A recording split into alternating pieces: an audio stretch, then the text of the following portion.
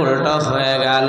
তারা সবাই নবীজিকে মারতে শুরু করলো, নবীজিকে মারতে শুরু করলো। বন্ধুরে,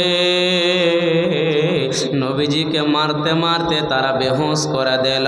দয়ার নবী, রহমতের নবী বন্ধুরে,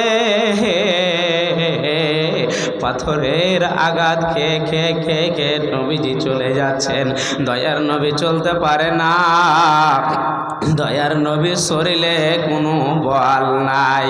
এটা যেমন তেমন কথা নয়, আখেরি পাইগাম্বারের ঘটনা তুলে ধরেছি বন্ধুরে। হাদিসের পাতার মধ্যে পাওয়া যায় দয়ার নবী আগে আগে চলে যাচ্ছে, পালিয়ে যাচ্ছে। কাফেরের দল পিছন দিক থেকে তাকে পাথর মারতে শুরু করেছে। মারতে মারতে বন্ধুরে দয়ার নবী একটা খেজুরের বাগানে পড়ে আছে। নবীজির হুঁশ নাই।